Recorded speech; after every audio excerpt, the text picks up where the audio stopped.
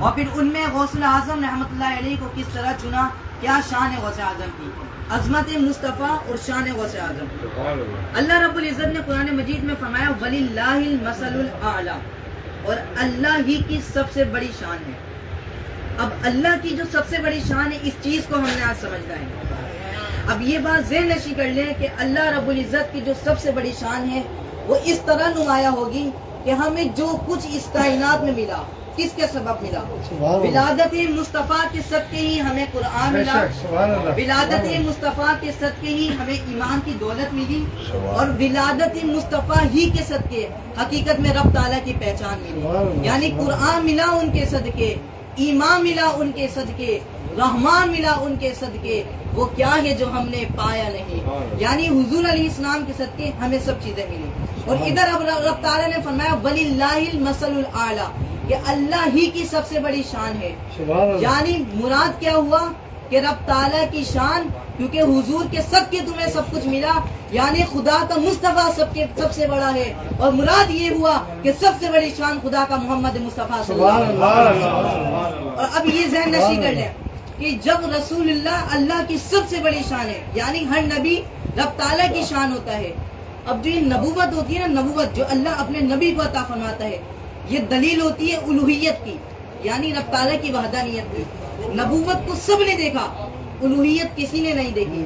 جس طرح الوہیت دلیل ہوتی ہے نبوت کی، ٹھیک اسی طرح نبوت کی دلیل ہوتی ہے ولایت، جو رب تعالیٰ اپنے محبوب بندوں کو اور اپنے دوستوں کو عطا فرماتا ہے۔ اب اس کائنات میں 1,24,000 کم و بیش انبیاء کرام تشریف لائے۔ اللہ رب العزت نے جتنے انبیاء بھیجے ان کی شانوں کے مطابق ان کی امتوں میں اولیاء اکرام کا نزول فرمایا، یعنی جس طرح نبی کی شان ہوگی اسی طرح اس کی امت میں اس کے ولی کی شان ہوگی۔ اب غور کیجئے کہ 1,24,000 انبیاء کرام کو مبش تشریف لائے۔ ان تمام انبیاء کرام علیہ السلام کو حضرت آدم سے لے کر حضرت عیسیٰ علیہ السلام تک بڑے بڑے اولیاء کرام اللہ رب العزت نے انبیاء کرام کو عطا فرمائے۔ ان میں ایسے بھی ولی عطا فرمائے آصف بن برقیہ جیسے، کہ جو سینکڑوں دور کی مسافت پر پل جھپکنے تک بلقیس کا تخت لا کے حاضر کر دیں۔ تمام نبیوں کو بڑے بڑے ولی عطا فرمائے، لیکن کسی نبی کو جناب غوث اعظم رحمۃ اللہ علیہ جیسا ولی عطا نہیں فرمایا۔ اس کی وجہ یہ ہے کیونکہ کوئی نبی جناب محمد مصطفیٰ نہیں ہوا۔ جب جناب محمد مصطفیٰ کی شان سب سے بڑی اور رفعت و بلندی میں ہے، تو اسی طرح ولایت میں غوث اعظم رحمۃ اللہ علیہ کی شان سب سے بڑی ہے۔ اب غور کیجئے کہ جو اللہ تعالیٰ نے فرمایا نا وَلِلَّهِ الْمَثَلُ الْأَعْلَى، جو سب سے بڑی اللہ نے اپنے محبوب کی شان بیان کی، جس طرح نبوت میں نبی کی شان سب سے بڑی ہے یعنی ہمارے آقا کی، اسی طرح ولایت میں غوث اعظم کی شان بڑی ہے۔ اس طرح کہ جس طرح اللہ رب العزت نے نبوت کو حضور علیہ السلام کی نبوت کو ان کی ارتقاء سے، یعنی اب نبوت کی ارتقاء سے آگے کوئی گروہ انبیاء میں آگے نہیں بڑھ سکتا، اسی طرح ولایت نبوت محمدی میں ولایت غوث اعظم یعنی نقطہ غوث اعظم سے ولایت ایک قدم بھی آگے نہیں بڑھ سکتی، اور یہی غوث اعظم کا مقام ہے کہ جس طرح اللہ رب العزت نے انبیاء اکرام میں ہمارے نبی حضرت محمد مصطفیٰ کو سید الانبیاء بنا دیا اور سید النبی بنا دیا، اسی طرح مقام غوث اعظم کو اس طرح نونما فرمایا کہ غوث اعظم کو سید الاولیاء اور سید السلطان الاولیاء، تو یہ مقام غوث اعظم رحمۃ اللہ علیہ ہے۔ اب ذرا غور کیجئے غوث اعظم تعلق کس خاندان سے رکھتے ہیں؟ سید غوث اعظم رحمۃ اللہ علیہ نجیب الطرفین یعنی حسنی اور حسینی سید ہیں۔ آپ والد گرامی کی طرف سے سیدنا امام حسن سے آپ کا سلسلہ نسب، اور والدہ ماجدہ کی طرف سے سیدنا امام حسین رضی اللہ عنہما سے جا ملتا ہے۔ اب یہ ہستیاں کون ہیں جن کا فیضان غوث اعظم کو بھی ملا؟ یہ وہ ہستیاں ہیں کہ جن کے بارے میں رسول اللہ صلی اللہ علیہ وسلم نے فرمایا کہ الحسن منی والحسین منکا، یعنی حسین مجھ سے ہے اور میں حسین سے ہوں۔ اور ان ہستیوں کے بارے میں فرمایا غوث اعظم رحمۃ اللہ علیہ جس سلسلے نسب سے تعلق رکھتے ہیں، ان ہستیوں کا مقام اور مرتبہ یہ ہے کہ فرمایا کہ جس نے حسن اور حسین سے محبت کی اس نے مجھ سے محبت کی، اور جس نے مجھ سے محبت کی اس نے اللہ سے محبت کی۔ اور اب قابل غور بات فرمایا کہ جس نے حسن اور حسین سے بغض رکھا اس نے مجھ سے بغض رکھا، اور جس نے مجھ سے بغض رکھا، اب یہ نہیں فرمایا کہ اللہ نے کہ اس نے اللہ سے بغض رکھا، بلکہ یہاں اس کے برعکس فرمایا کہ جس نے حسن اور حسین سے بغض رکھا اس نے مجھ سے بغض رکھا، اور جس نے مجھ سے بغض رکھا وہ اللہ کی بارگاہ میں مقبوض ہو گیا۔ یعنی غوث اعظم رحمۃ اللہ علیہ جس سلسلے نسب سے تعلق رکھتے ہیں وہ اہل بیت و اطہار، ان کا مقام اور رتبہ ایسا ہے کہ خدا نہ خواستہ اگر ان کے لیے دل میں ذرہ برابر بھی، رائے کے برابر بھی بغض آ گیا تو یہ ایمان کی دولت آپ سے چھین لی جاتی ہے۔ گویا غوث اعظم نے بھی ہمیں یہ پیغام دیا کہ جن اولیاء اکرام کا تم ذکر کرتے ہو، ہماری کرامتیں بیان کرتے ہو، اصل میں جن سے ہمارا تعلق ہے وہ جناب حسنین کریمین رضی اللہ عنہ ہے۔ اور آخر میں اللہ رب العزت نے ان ہستیوں کا ایسا مقام عطا فرمایا جن سے یہ تعلق رکھتے ہیں۔ ایک صحابی عرض کرتے کہ ایک مرتبہ حضور علیہ السلام نماز پڑھا رہے تھے، حضور علیہ السلام نے سجدے میں طوالت اختیار کی، جب سجدہ کافی طوالت کو پہنچ گیا تو صحابی کہتے ہیں میں نے سوچا کہ ہو سکتا ہے کہ پیارے آقا علیہ السلام اس کائنات سے ظاہری طور پہ جا چکے ہیں۔ کہتے ہیں کہ جب کچھ زیادہ ہی حد تجاوز فرما دیا سجدے میں، صحابی کہتے ہیں میں نے نماز کو ادھر کیا، سر سجدے سے اٹھایا تو منظر یہ دیکھتا ہوں کہ رسول اللہ صلی اللہ علیہ وسلم کی پشت مبارکہ پر حسنین کریمین یعنی امام حسین رضی اللہ عنہ تشریف فرما ہے۔ نعرہ تکبیر، نعرہ رسالت یا رسول اللہ، نعرہ حیدری یا علی، نعرہ غوثیہ حقیقی کلندر۔ اب حضور علیہ السلام اس امت کو کیا پیغام دے رہے ہیں؟ نماز رب تعالیٰ کا فریضہ ہے کہ وہاں پر رب تعالیٰ کا محبوب اپنی امت کو یہ پیغام دے رہا ہے کہ میں نے حسین کے لیے سجدے میں سر رکھ کر سجدے کی طوالت کو لمبا کر دیا۔ وجہ یہ بتائی کہ اللہ رب العزت نے اس کو وہ مقام دیا ہے کہ بعد کی فرض علوم بعد میں، پہلے حسین علیہ السلام کی خود رسول اللہ نے تعظیم کر کے یہ بتا دیا کہ جو حسین علیہ السلام کی تعظیم کرے گا وہی دنیا و آخرت میں۔ اور اب غوث اعظم رحمۃ اللہ علیہ کی شان سنیں، ان کا مقام اور مرتبہ۔ یہ جو ولی اللہ ہوتے ہیں نا، ولی اللہ، اللہ تعالیٰ نے ان کے بارے میں فرمایا الا خبردار ان اولیاء اللہ، بے شک یہ جو اللہ کے اولیاء اللہ ہوتے لا خوف علیہم ولا هم یحزنون، انہیں کسی بات کا خوف اور غم نہیں ہوتا۔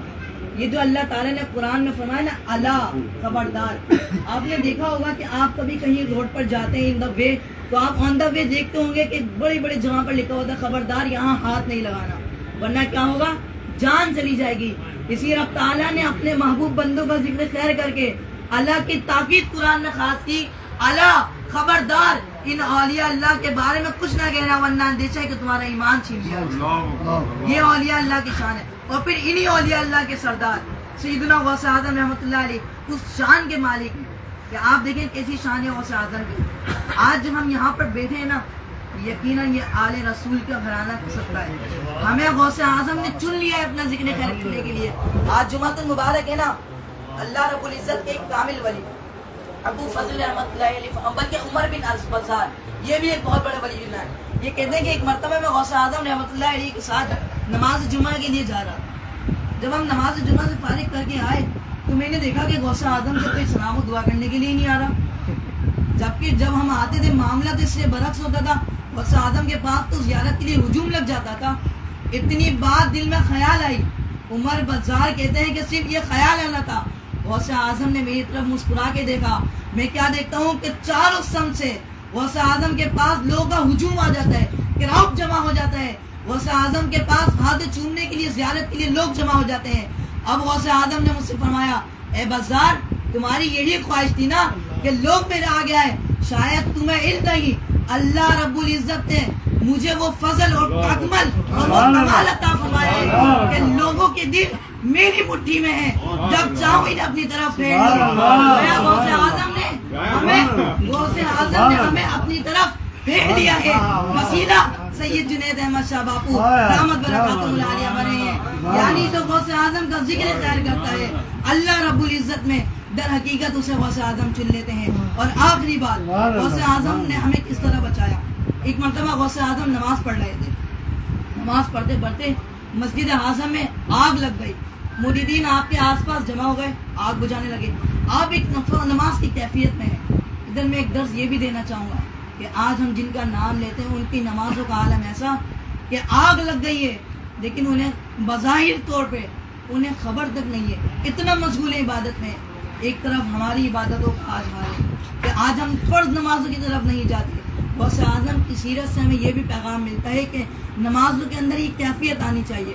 اور جانتے ہیں کیفیت کس طرح آئے گی؟ آپ جو حضرات کے پاس بیٹھیں گے وہ آپ کو فرض علوم سکھائیں گے. جب آپ اپنے آپ کو ولی اللہ کی صحبت سے اٹیچ کر لیں گے، اللہ کے نیک بندوں کی صحبت سے اپنی ذات کو اٹیچ کر لیں گے، تو یہ کیفیت پھر آپ کو نماز میں ملے گی. غوث اعظم نماز پڑھ لیں، آگ لگ گئی، مریدین نے آگ بجھائی. اب غوث اعظم نے آنکھ مبارک کھولی، نماز سے فارغ ہو کے فرمایا کہ کیا ہوا تھا یہاں پر؟ نماز بالکل مسجد کا حال بالکل تبدیل ہو گیا، نقشہ تبدیل ہو گیا. غوث اعظم کے مریدین نے عرض کی حضور آگ لگ گئی تھی، ہم یہ چاہ رہے تھے کہ آگ آپ تک نہ پہنچے تو ہم پانی ڈال رہے تھے. اب غوث اعظم کا جملہ سنیں کہ تم مجھے بظاہر طور پہ بچانے کے لیے آگ میں پانی ڈال رہے تھے، میں رب تعالیٰ کی بارگاہ میں تمہیں بچانے کے لیے آنکھوں سے آنسو بہا رہا تھا. یعنی مریدی لا تخف کہہ کر تسلی دی مریدوں کو، قیامت تک رہے بے خوف بندہ. غوث اعظم کا اور آخر میں غوث اعظم کی آج جو کرامت ہم دیکھتے ہیں نا، یہ غوث اعظم کی اولاد. میری بات کا بالکل اختتام، یہ جو آج ہم میں اور آپ یہاں پر جمع ہو کے غوث اعظم کی کرامت دیکھنا چاہتے ہیں نا، علماء کرام اپنی کتب میں لکھتے ہیں اصل کرامت، زندہ کرامت غوث اعظم کی اگر دیکھنے کا شوق ہے تو غوث اعظم کی اولاد کو ہے. وجہ کیا ہے؟ سنیں، کیونکہ غوث اعظم کی اولاد ایسی کہ آپ نے بھی سنا کہ غوث اعظم کا ولایت میں سب سے بڑا مرتبہ، اور یہ اس طرح اب غوث اعظم کا فیض جاری ہے ان کی اولادوں میں کہ دیکھیں کہ کوئی اولاد دین کے تقاضوں کے لیے دنیا بھر میں تبلیغ کر رہی ہے، اور کوئی غوث اعظم کی کرامت کا عکس بن کر کوئی اولاد اس طرح کی محافلیں سجا کر دین اسلام کی تعلیمات منتقل کر رہی ہے اور اپنے فیض سے لوگوں کو فیضیاب کر رہی ہے. اور کوئی اولاد سید جنید باپو کی طرح اپنے اس خاندان میں لوگوں کے سامنے دسترخوان بچھا کے سخاوت کا وہ سمندر بہا رہی ہے کہ جس طرح غوث اعظم نے کیا تھا. یعنی یہ غوث اعظم کا مقام و مرتبہ ہے. اور آخری بات کہ یہ غوث اعظم کو جو مقام و مرتبہ ملا اور ان کے اولاد میں منتقل ہوا، یہ تمام فیض غوث اعظم کی جو پشتوں میں غوث اعظم کی پشتوں میں جو منتقل ہوا، جو غوث اعظم کی بھی پشتوں میں جو فیض منتقل ہوا، آخر وہ سبب کیا بنا؟ غوث اعظم کے بعد جو فیض آیا باپو، وہ سبب یہ بنا کہ غوث اعظم کی پشتوں میں فیض ہے جناب مولا علی کرم اللہ وجہ الکریم کا، اور ان کے رگوں میں خون ہے سیدہ زہرا سلام اللہ علیہ. اللہ رب العزت ہمیں آل رسول کی خوب خدمت کرنے کی توفیق عطا فرمائے. اللہ رب العزت اس خاندان کو جناب سید جنید احمد باپو کو عمر درازی خیر عطا فرمائے، اور ان کا سایہ مریدین محبین اور ہم سب پر درازی عمر بے خیر نصیب فرمائے. اللہ رب العزت کی بارگاہ میں دعا ہے.